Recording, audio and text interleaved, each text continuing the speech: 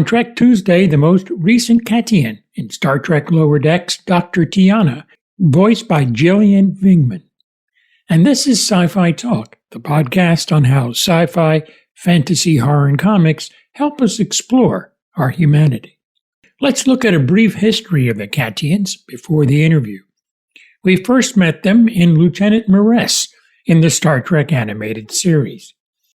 The species is related to the Kzinti, and StarTrek.com has more on them. They share common roots with the warlike Kzinti in the deep past, a la Vulcans and Romulans. As with the Vulcans and Romulans, the two groups went their separate ways to develop two entirely different civilizations. The Katians are fierce warriors when so called upon, but pride themselves on their accomplishments in the arts and philosophy rather than on the martial arts. Natives of Kate tend to be small and sinewy. The females are delicately dainty as the Siamese or Abyssinian cats of old Earth. Their family units are extremely close. Two other appearances in Star Trek were confirmed. First by Damon Lindelof, who confirmed the alien twins Kirk slept with in Star Trek Into the Darkness were Katians. And according to Akiva Goldsmith, this is a tough name, Bejar Zil from the Star Trek Picard episode Stardust City Rag was originally intended to be a Katian. Let's talk to the actor that voices the foul-mouthed Tiana with Gillian Vingman. Hi, Tony. Hi, Gillian. It's nice to meet you. So nice to meet you as well. I love this character. I do. She is so cool. I feel the same way. So what was it like to kind of find her personality? I'm sure some of it was written, but then, of course, you're an actor and you bring something to it as well. So what was so sort of the feeling of kismet was when I read, I didn't know when I first auditioned that it was Star Trek, that this was a Cation, that she was, a feline-esque human, that all I knew was that she was supposed to be a little bit ornery, salty, and didn't suffer fools. So I was like, oh, this is my world. And that she apparently swore a lot. And Tony, I have to admit, I love swearing. And I know that it sometimes people say it means that you have a limited vocabulary. And I consider myself fairly verbose and able to handle myself. But that swearing can be such like an extra layer of icing that I find delicious. So I did the audition. I went to the callback, got to go crazy with some improvising. I stayed on because the script is so smart and clever. They're such good writers. Oh yeah. And then afterwards, Mike McMahon showed me who she was, and I said, "What?" And then also what she had been in the original animation Star Trek series. This sort of, sexy, feline, very demure, very of the 73 moment of like, oh, I'm a very demure, sexy doctor to what she is in this series. I found that to be the most hysterical thing I'd ever seen, throwing it on its head, but also remaining very grounded in the Star Trek universe. I was like, bring it on. I cannot wait to see where you want me to go with this and what you need from me. I'm willing to play and to do I did a little research too I didn't know that much about I watched it as a kid because I'd seen a lot of the movies, but I never was as engrossed in it. But now I am, and I get it. And I also am so impressed by just the magnitude of it and how much it does for so many people. It's great. So yeah, I still find the character, and I love swearing, like I said, and I respect how she presents herself as Dr. Tiana does. More on Trek Tuesday with Gillian Vingman, so stay tuned. When you record, do you actually say the curse words? I'm like, oh, can I say this? Oh my gosh, they are so hilarious. They're like, listen, we put a bleep word in there, but Gillian, we know you. You are filthy. Go crazy. And I'm like, yay. And I was saying that some time ago, I think it might have been during season 2, my son at the time, I think was 10, 10 years old.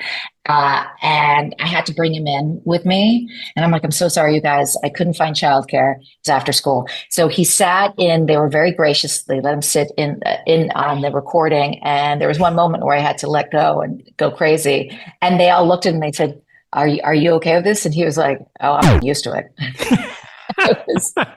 I mean, and I swear he does not, I swear that he does not swear all that much with me, at least, maybe with his friends. But my kids have heard me go on tangents, usually when I'm driving and someone cuts me off, honestly.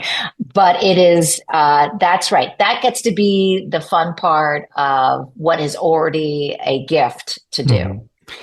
So there's a couple of relationships I want to talk about. And this is actually an interesting one. Tendi and Tiana. Yeah, talk about that. That is a different side of her a little bit. Absolutely. And I think that's also part of why she's so genuine. Like, she is a crusty son of a gun, but because she doesn't, like I said, she does not put up with people wasting her time. She loves what she does. She is earnestly she wants to honor the science and the work that she does within her realm. This is her clinic. This is her world. Don't F with it. And what she sees in Tendi is someone who has like a genuine curiosity about science and medicine, and with a sense of joy that maybe Dr. Tiana hasn't seen in herself in a while. So she sees this allowing herself to be either a big sister, an auntie, however we want to say, a protege of sorts. I think she sees a little bit of herself when she was younger in Tendi and wants to cultivate this and help maybe see herself passing it on to her when she's older. The only thing she'll miss out on is not throwing down an F-bomb as much as she wishes. I'm sure she wishes Tendi would. Maybe she doesn't like Tendi to swear. Maybe she likes Tendi just as she is. But I think she likes her genuine interest in science, and the joy she brings to it reminds and connects with the sort of younger Dr. Tiana that she sees in her and wants to see that flourish. And I think it's sort of sweet. Like, you realize that there's a real heart there to Dr. Tiana, and that she honors the work that she does, but don't screw with her place in this on the Cerritos, because she knows what she's doing. And I leave you to your engineering work. You leave me to the engineering of the human body and the viruses. Yeah. More on Trek Tuesday with Gillian Vigman, so stay tuned. And Shax. Oh my God. Well, it's like it's crazy, isn't it? Yeah, I love it. It's great. When I first read that, I was like, oh, this is so perfect. Right. Shax is her big sexual scratching post. Yeah, I would say so. Greatest thing. He puts up with, like, he must have a high threshold for pain, number one. But maybe that's also his joy, which I love too. Is like there's this weird fetishization, if I may, if that's a word, this sort of sadomasochistic, but also loving, trusting world that they've created together. They are really into the fetish, bondage experience and fantasy world. But I think for her, this is part of her release after, going through the steps of taking care of the crew and figuring out what biological outbreak is hurting somebody and why it's turning them into zombies. She needs her release, and her release can't just be from letting out a litany of swear words. It's got to also be on the holodeck, playing different pirates and cowboys and all the other nasty things she can come up with, which I love. And I love that Shax is a willing partner. And so up her alley. And it's funny because when I see Fred, who I always mispronounce his last name, but Fred, who plays Shax, he is, even seeing us together physically, I'm like, oh, this is perfect. I can see this. This is exactly on point. I wish that I could be more like her, like in the fact that Dr. Tiana will shut someone down if she sees them as bullshit. And then is also like, you with me, we've got a fantasy to act out. It would be a dream to be that free. Yeah, I love their holodeck adventures. My favorite is probably the bank robbery. Yeah, me too. That was so funny. It's hysterical. And then there's also, I think there was one cadet that had a room next to theirs, and your imagination just ran wild what they were doing in there. It was great. Oh, it's so, I think that's part of the joy too, is that like, I love, it's such a cat move of like, the release comes in a totally different form than what you see most of the time, which also adds to the fact that the other dimension is she's in a book club. So That's there's right. like this, like, not prim, but this, she's very, like, she's this great dichotomy between that which is cerebral and that which is very sexual, but how there's a freedom within both.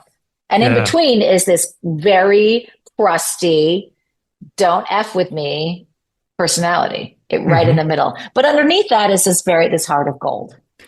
I also love that occasionally she'll do very much feline, behavior. It's like Totally. it's like, oh yeah, she is a cat after all. So Yes. yeah. So what's that like to play that aspect of her? It is such a, unfortunately, I would love to have a cat of my own, but my husband is severely allergic. So as I said before, at one point it'll come down to, do I leave him to get a cat? We have a dog. And there are feral cats in our neighborhood. So some years ago, we started feeding them.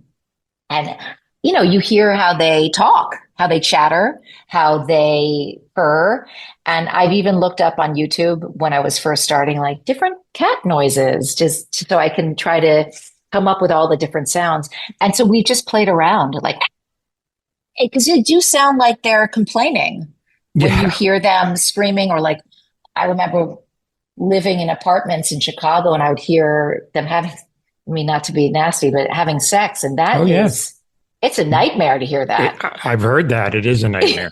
Yes, because you don't know what's happening. You think it's a fight. And you're like, oh no, which also plays into the sort of Dr. Tiana and Shax, like what sounds to you and me like someone's being killed is pleasurable, which Yeah. is hysterical. So yeah, there's the cat-like behavior, like when she has her box.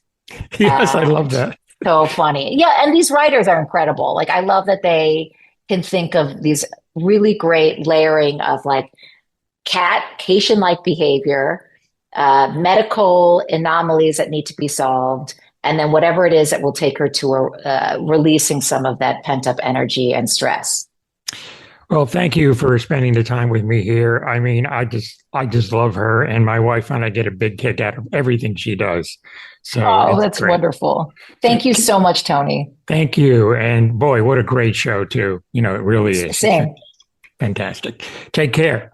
All right. Thank Bye you so bye. much. It was so lovely to talk to you. Anytime. Bye bye. Enjoy the final season of Star Trek Lower Decks on Paramount Plus. Sci-Fi Talk Plus offers exclusively edited videos by me, Tony Tolato, just for my subscribers on the latest in genre entertainment.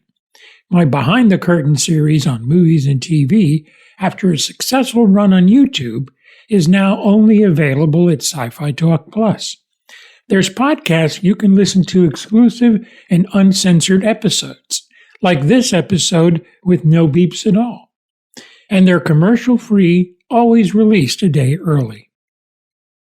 There's so much more at Sci-Fi Talk Plus. Click on the link in the show notes to start your one-year trial.